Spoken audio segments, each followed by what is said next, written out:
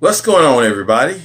Hope everybody had a great Saturday today. I had a good day. Had a good day at work. Came home, did some gardening, and growing some tomatoes and peppers and all that good stuff. Squash, cucumbers. You'll see some videos about that pretty soon. But tonight we're gonna make some Calabacita squash. And I've seen this recipe online. I saw this funny looking squash in the store. And guys, you can't be afraid to buy stuff sometimes. If it looks funny, I want to eat it. That's probably not the thing to say, but every funny looking thing that I've seen in the store, I've tried. The only thing I haven't tried is that doggone jackfruit. Now that jackfruit looks intimidating, so I haven't tried jackfruit, but maybe one day. But anyway, we're gonna make a Calabacita recipe. It's kind of like a Mexican recipe. I'm gonna put my own twist on it, so you guys watch and enjoy. Alrighty, so we're going to start with our Calabacita squash, and it looks like a combination between a yellow squash and a zucchini. We're going to use some corn in it as well. The recipe says you can use canned corn, you can use fresh corn. This is just frozen corn, guys. We're going to use some black-eyed peas. We're going to use an onion. We're going to use some bell peppers as well, too. We're going to use some heavy whipping cream, or you can use milk. We're going to use some garlic. We're going to use some Creole Magic. Creole Magic just has sea salt, spices, dehydrated garlic, chili powder, which is salt and oregano and chili. So, what did I miss? Did I miss anything? I think we got it all. And we're going to bring this thing together. It's an easy recipe, guys. Just follow me along. Alrighty, one thing I left out was the mustard powder. All right, this is very easy. I mean, this feels just like a zucchini pretty much. We're just going to cut off the top part of it here. We're going to cut off the stalk part here. We're going to cut this in half, and I probably should have used a bigger knife, but this isn't a really hard vegetable, guys. It's like a squash. And then you can make another little cut down the center here, down the center, and then just cut the other direction here. And we're going to do that to each one, and I'm not going to bore you with doing it to each one here. I've already chopped up my onions, and I've also chopped up my bell peppers as well, too. That was a whole onion and a whole bell pepper. So we'll come back here shortly. All right, the first thing we're going to start to do is to heat up our oil. And this is just a little bit of avocado oil mixed with some coconut oil. And it works real well. I use it quite a bit. We're going to saute our onions. And guys, you know I am bad about forgetting about our doggone garlic. So I'm gonna leave this garlic close by just so I don't forget about it. So we're gonna saute that. So that's gonna take a little bit longer to cook. Not really, but kind of sorta. Get that flavor going. We'll be right back. Alrighty, when you start to get that glisten here, we're going to add in about a heaping tablespoonful of garlic. I didn't forget the garlic.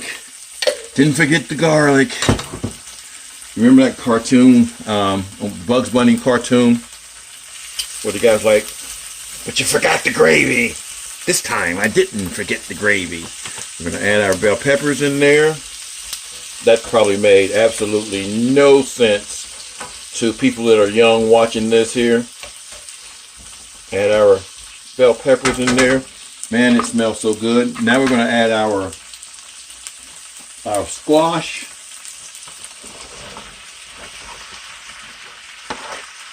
And let that cook. And you don't really have to add any kind of additional liquid to this, guys, because it's going to produce its own liquid. And we're going to cover this up. We're going to add some spices to it, of course. So we're going to just cover this up with some Creole Magic, just to give it a little bit of flavor. Add a little bit of mustard powder here. And again, these seasonings are not set in stone. You can put in it whatever you want to put in it. It's your thing. Do what you want to do. All right, we're going to cover that up, and then we'll come back in about 15 minutes. All right, it's been about 10 minutes, y'all, so we're going to see how it's doing. Plus, it's a good opportunity to come in and stir it around a little bit. And just you want to actually cook these things until they're soft. And they're not quite soft yet, so we're going to turn that heat back up just a little bit. I mean, you don't want them mushy, but you don't want them as hard as they are right now. So we'll be right back. All right, we gave it an additional 10 minutes or so. Now let's check it. Oh yeah, that's probably where it needs to be here. Now we can add our other ingredients, guys. When it's about like that, might be a little bit overkill, but that's kind of how you want it. Alrighty, we've drained the black-eyed peas. We're just going to add those in here. Stir it around a little bit. Don't want to lose any of it.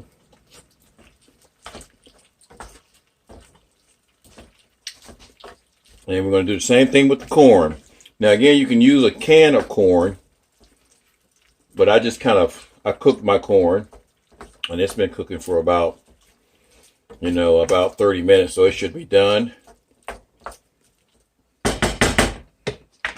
So we're going to put the drained corn in there. Alrighty, and that's about 2 cups of corn here. You know, there is no way that this can avoid not being good. It really is no way. Okay, we're going to mix this in here thoroughly. We're going to get everything mixed, guys. And then we're just going to eyeball the heavy whipping cream. Because you want it creamy, but you don't want it too milky, you know. Does that make sense? This is going to be so doggone good. And this is just a meal within itself. It's got the protein. It's got the vegetables. I guess the only thing it doesn't have in it is just a bunch of starches and things like that. But it's a meal within itself. And you could actually stop right here if you want to. And if you didn't want to add the heavy whipping cream, you don't have to add it. But we're going to add it. So we're going to add a little bit of heavy whipping cream. Maybe that was probably about a half of a cup. Mix it in. And let that cook for just to get incorporated in there. Let that cook for about, we're going to let it cook for about 3 to 5 minutes or so. Just lower your temperature down a little bit. We don't want to burn it. We just want to cook it here. And then we can add our cheese. Now the cheese, you can just be stupid with the cheese if you want to, but I don't want to be stupid. I'm just going to add a very small amount of cheese. Because I don't want the cheese to overtake it. You know, a lot of folks let cheese overtake everything that they eat. And I don't want it to overtake it. So again, we're going to give that 5 minutes, y'all. All right, that's been about 5 minutes or so. Take a look at it. Oh, look at that, y'all. Look at that. That is going to be so, so good. Oh, my mouth is watering. That is going to be so friggin' good right there. All right. And that's it, guys. Calabacita. It's a Calabacita recipe. Cooking Calabacita squash. You can make it spicy. You can make it yours. And it's a whole meal within itself. And hope you enjoyed this recipe. I'm going to cook me a steak to go with it. And we're going to eat. Peace. Now, one thing, I had to come back and say this because I tasted it. One thing you want to do, you always want to taste it before you serve it. It tastes good, but it needs salt. So I thought maybe adding the canned